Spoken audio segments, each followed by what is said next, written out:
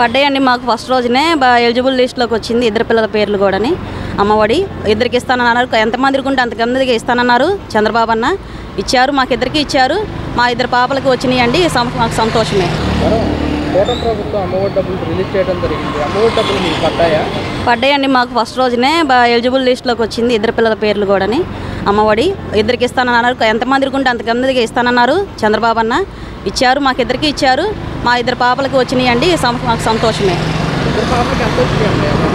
ఒక మనిషికి వచ్చి అమౌంట్ 13,000 పడ్డాయండి. మేనేజ్మెంట్ ఉంటుంది కదండి, వాళ్ళకి ఇవ్వాలిగా, ఆ మేనేజ్మెంట్కి ఇచ్చారు. Okay madam. ఉన్న దాంట్లో కొద్దిగా ఫీజులు కట్టుకోగలం, సంతోషంగా ఉంది. ఇట్లాంటివి ఇంకా ఎన్నో చేయాలని మేము కోరుకుంటున్నాం.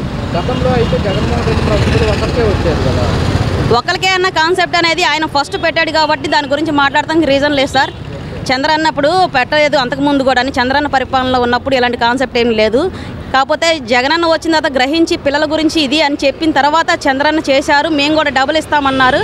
అది వాళ్ళ ఇష్టము. మమ్మల్ని ఇంకా పరిపాలించాలని ప్రజలను అర్థం చేసుకోవాలని వాళ్ళు ముందుకు రావాలని మేము కోరుకుంటున్నాము.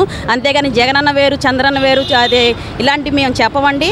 కాకపోతే ఏ పరిపాలన బాగుంది అనడానికి కూడా లేదండి. ఎవరు వచ్చినా కానీ ఖచ్చితంగా మంచిగా చేస్తారు.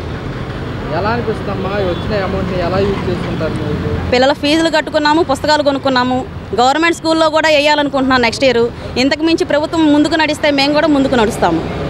అలా చూస్తుంటే కనుక మహిళలకు కూడా 1500 ఇస్తామని చెప్పి దాన్ని కూడా కసరత్తు చేస్తున్నారు. అలాగే ఉచిత బస్సు ప్రయాణం అంటారు, దాన్ని కూడా చేస్తున్నారు. ఎలా అనిపిస్తుంది? ఉచిత బస్సు అంటే మాత్రం పెట్టమాకండి చంద్రన్న గారు, మీకు దయచేసి చెప్తున్నానండి. ఆటోలకి ఇబ్బంది కలుగుతుంది వాళ్ళకి. అందులో మా ఆయన గారు కూడా ఆటో తోలుతారు కాబట్టి వాళ్ళకి అలా మీరు పెడితే కనుక మేము ఎలా బ్రతకాలనేది మేము కోరుతున్నామండి. కాకపోతే ఇది మీద ఇంకోటి దృష్టి పెట్టి మీ మీద మేము అడుగుతున్నామండి. మాకు ఇల్లు లేవు, ఇల్లులు కూడా లేని వారికి సహాయం దయచేయండి. మాకు పిల్లలకి ఇచ్చినందుకు మీకు వందనాలు. ఇలాంటివి ఎన్నో చేయాలని మేము కోరుకుంటున్నాము. 1500 అంటారండి, అది మీ ఇష్టము. ఇంకో పథకం కూడా అప్లై చేస్తానన్నారు, ఖచ్చితంగా మీరు చేస్తారని మేము కోరుకుంటున్నాము. ఈ 1500 రూపాయల లెక్కన ప్రతి ఒక్కరికి మీరు అమలు చేస్తే కనుక రండి మాకు కొద్దిగా సాయం పడిన వారు ఉంటారు. ఏదో చిన్న వస్తువులన్నా తెచ్చుకుంటానికి కానీ ఇబ్బందిగా ఉండదండి. మాకు కూరగాయలు బియ్యమో తెచ్చుకుంటాం కదా సార్, మీరు హెల్ప్ చేయాలని కోరుకుంటున్నాము. పథకాలు అంటే ఏమన్నా 2 పథకాలు ఇచ్చారు కదా. గ్యాస్ ఒకటి ఇచ్చారు, గ్యాస్ సెకండ్ టైం లేదు ఎవరికిను. రేషన్ తోటి డ్రాబ్యాక్ వీళ్ళకి. రేషన్ మటుకు వీళ్ళకి మైనస్. ఎందుకంటే రేషన్ తెచ్చి ఇవ్వకపోతే అందరూ తెచ్చుకోలేరు, అందరూ లైన్లో నుంచోలేరు కదా. ఈ మూట తీసుకెళ్ళి ఈ ఇచ్చిన బియ్యానికి మళ్ళీ వాళ్ళు ఆటో మాట్లాడుకొని షాప్ ఎక్కడో ఉంటుంది, ఇల్లు ఎక్కడో ఉంటుంది. ఎవరికి ఇంటి పక్కన ఉండవు కదా ఏవీను. అదేంటంటే వెళ్ళి తెచ్చుకుని మళ్ళీ దానికోసం ఆటో మాట్లాడుకుని లేకపోతే ఇంకో మంచి స్టాండ్ బై పెట్టుకొని కొంచెం కష్టంగా ఉంది. రేషన్ మటుకు మైనస్. అదే పాత పద్ధతి జగన్మోహన్ రెడ్డి తీసుకొస్తే ఎవరు చేశారనేది కాదు, ఇప్పుడు మీరు అలవాటు చేశారు వాళ్ళు. అది అందుబాటులో ఉంది, అందరికీ బాగుంది. అది ఉంటే కంటిన్యూ అయితే బాగుంటుంది. మేడం 2 రోజుల క్రితం కూడా తల్లికి వందన పథకం రిలీజ్ చేయడం జరిగింది కూటమి ప్రభుత్వం. అది 15,000 అన్నారు, పాట పాడారు. ఇప్పుడు 13కి వచ్చింది కదా. అంటే 13,000 2,000 ఏంటంటే మెయింటెనెన్స్, స్కూల్ మెయింటెనెన్స్. అది ఒకటి చెప్పి ఒకటి చేయకూడదు. స్కూల్ మెయింటెనెన్స్కి మీరు ఇంకా 17 వేసుకుని ఇంకో 2 వాళ్ళు వేసుకోవచ్చుగా. వీళ్ళకి తగ్గించడం ఎందుకు, వాళ్ళకి తగ్గించడం ఎందుకు? పిల్లలకి ఇచ్చే డబ్బులు తగ్గించడానికి ఇంకో 2,000 వేసుకుని మీకు 17 అంటే సరిపోతుందిగా. అవునా కదా. వాళ్ళకి ఇచ్చే వాటిలో పిల్లలకి ఇచ్చే వాటిలో తగ్గించుకోవడం ఎందుకు? ఈ ప్రైవేట్ స్కూల్సే కానీ ఏవైనా కానీ ఆ పుస్తకాలకి వాటికి బోల్డ్ అవుతుంది. ఏ పేరెంట్స్కైనా కష్టమే కదా. మరి అలాగే చూసుకుంటే కనుక ఆగస్టు 15 మహిళలకు ఉచిత బస్సు ప్రయాణము రానివ్వండి, వచ్చాక చూద్దాం. చూద్దాం. బస్సులు ఏదైనా అమలులోకి వచ్చినప్పుడు మనం చెప్పాలి. అంతేగాని వస్తుంది చేస్తుంది అన్నదానికి దీనికి చాలా తేడా ఉంటుంది. అదొక్కటి మటుకు పెన్షన్ మటుకు అది ఒక్కటి మటుకు రన్నింగ్లో అది పాత పద్ధతే ఉంచారు. అదొక్కటి బాగుంది. పెద్దవాళ్ళు వాళ్ళ ఇబ్బందులు పడకుండా ఇంటికి తీసుకొచ్చి ఇస్తున్నారు. గతంలో వాలంటీర్స్ ఉండేవాళ్ళు, అది తీసేయటం తప్పే, చాలా తప్పు. ఇప్పుడు సచివాలయాలు ఉన్నాయి కానీ వీళ్ళేమో అన్నీ చేసాము, అన్నీ అమల్లో పెట్టామంటారు. అక్కడ సచివాలయానికి వెళ్తే మాకు ఏ జీవో లేదని, ఎటువంటి జీవో లేదు, ఎటువంటి పథకాలు. నేను చూసుకుంటే కనుక 2 రోజుల క్రితం తల్లికి వందన పథకం కూడా రిలీజ్ చేయడం జరిగింది కూటమి ప్రభుత్వం. ఎలా అనిపిస్తుంది? అమౌంట్ పడుతున్నాయన్నారా? అమౌంట్ నిన్నే కదా రిలీజ్ చేశారు. జగన్ గారు కూడా వేసినప్పుడు వెంటనే పడిపోలా, 1 రోజు 2 రోజులు అటు ఇటుగా అవేవి. ఏంటి ఇక ఇవి కూడా కొద్దిగా నిదానం పడతాయి. ఎన్నికల ప్రచారంలో ఎంతమంది పిల్లలు ఉంటే అంతమందికి 15,000 ఇస్తామని చెప్పారు. తీరా వచ్చిన తర్వాత తల్లుల ఖాతాలో 13,000 వేశారంటూ కూడా వైసీపీ ట్వీట్ చేస్తున్నమాట. మీరేమంటారు? వైసీపీ ట్వీట్ చేస్తున్నా వాళ్ళు ప్రతిపక్షంలో ఉన్నారు, ఏమైనా మాట్లాడతారు. వాళ్ళు ఏది చేసినా మాట్లాడతారు. వాళ్ళు మంచి చేసినా మాట్లాడతారు, చెడు చేసినా మాట్లాడతారు. చెడు చేస్తే ఎక్కువ మాట్లాడతారు, మంచి చేసినా సరే అది అలా కాదు ఎలా అని మాట్లాడతారు.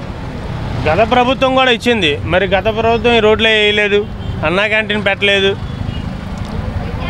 రాజధాని లేదు, 3 రాజధానులు అన్నారు, రాజధాని లేవు, నిదానంగా మొత్తం గాలికి వదిలేశారు.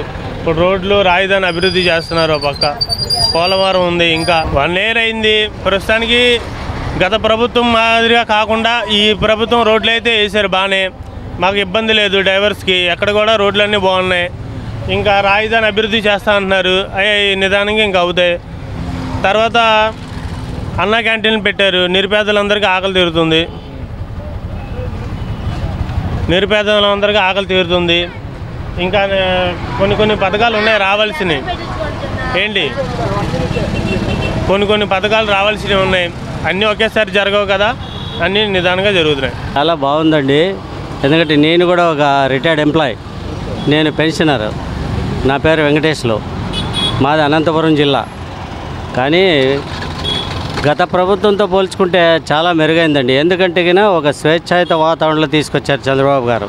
అది మనమందరూ కూడా అది చాలా మనము సంతోషించదగ్గ విషయం అండి అది. కాకపోతే మీరు ఇందాక అడిగినట్లు తల్లికి వందనం ఈరోజు నిన్న వేశారు, ఈరోజు తల్లుల ఖాతాలో పడ్డాయంటున్నారు. అదైతే మనకి ఇంకా సరిగా తెలియదు, పేపర్ కూడా చూడాలి. దాని తర్వాత ఇంతకుముందు గతంలో ఉన్నటువంటి ఆయన ఇచ్చినటువంటి హామీల్లో ముఖ్యమైనది ఏంటంటే వృద్ధులకు పెన్షను. ఆ వృద్ధులకు ఇచ్చేటువంటి పెన్షను ఒక్కసారిగా అది 4,000 చేశాడండి. అది కూడా చాలా సంతోషించదగ్గ విషయము. వృద్ధులకు చాలా మంచి చేస్తుంది, కొంతమందికి చాలా ఆసరా కూడా అది. తర్వాత ఇప్పుడు చేయబోయేది ఏంటంటే ప్రభుత్వ ఉద్యోగులకు కానీ పెన్షనర్స్ కానీ ఈ మధ్య కొద్దిగా కొంచెము వాళ్ళకి అటో ఇటో ఉన్నారు కొంచెం. కాబట్టి అది కూడా చేస్తారని ఆశిస్తున్నాము. చాలా బాగుందండి ప్రభుత్వం. మాత్రం దాని గురించి మనం ఆలోచించదగ్గ విషయమే. చాలా బాగుంది ప్రభుత్వం. రైతులకు సంబంధించి కూడా ఈ నెల జూన్ 20న అన్నదాత సుఖీభావ రిలీజ్ చేస్తారు. వేస్తారు. కాకపోతే ఏంటంటే గత ప్రభుత్వం దాదాపు 10 లక్షల కోట్లు అప్పు చేసిపోయింది కదండి. మరి ఈయన కూడా చూడాలి కదా, ఒక్కొక్కటి చేసుకుంటూ వస్తున్నాడు ఆయన కూడా. ఒకటేంది అభివృద్ధి మనకి కళ్ళారా కనపడతా ఉందండి. ఇది ఈ అభివృద్ధి చాలామంది కోరుకునేది కూడా. ఆయన ఇచ్చేటువంటి ఊరికే పథకాలు కదా, పథకాలు చేస్తూ అభివృద్ధి కూడా ఉండాలి, ఉంటే బాగుంటుందని మేము అందరూ ఈ ఆంధ్రప్రదేశ్ రాష్ట్ర ప్రజల తరఫున కోరుకుంటున్నామండి. ఆగస్టు 15న మహిళలకు సంబంధించి కూడా ఉచిత బస్సు ప్రయాణము జరుగుతుంది, అది కూడా ఇస్తామని కూడా చెప్తున్నాం. అంటే ఇప్పుడు దాని సిస్టమ్ ఎలా పెడతారో తెలియదండి. ఇప్పుడు పల్లె వెలుగులో పెడతారా, మెట్రోలో పెడతారా, మరి ఎక్కడ పెడతారో ఏంటో తెలియదు. మొత్తానికి చేస్తారు, తప్పకుండా చేస్తారు అది కూడా. కాబట్టి ఎలా దాని సిస్టమ్, దాని రూల్స్ రెగ్యులేషన్స్ ఎలా పెడతారో తెలియదు కదా. అది కూడా మంచి కార్యక్రమం అది కూడా. మరి ఇప్పుడు ఇలా మహిళలకు ఉచిత బస్సు పెట్టడం వల్ల మరి ఆటో వాళ్ళకి ఏమైనా ఇబ్బంది? అంటే ఎవరికి జరిగేది వాళ్ళకి జరుగుతుందండి. ఇప్పుడు ప్రతి ఒక్కరికి జరగలేదు, భగవంతుడు ఎవరికి ఇచ్చేది వాళ్ళకి ఇస్తాడు. ఇలా ఇప్పుడు తెలంగాణలో జరుగుతూ ఉంది, అక్కడ ఆటో వాళ్ళు బతుకుతున్నారుగా. ఎవరు జరిగేది వాళ్ళకి జరుగుతుంది. పెన్షన్ వస్తుంది ఆ టైంకి? వస్తుంది. ఎంత వస్తుంది పెన్షన్? 4,000 వస్తుంది. మరి నిన్న పిల్లలకి చూసుకుంటే తల్లికి వందనం రిలీజ్ చేశారు, ఎలా అనిపిస్తుంది? వచ్చే దేవుడికి స్తోత్రం.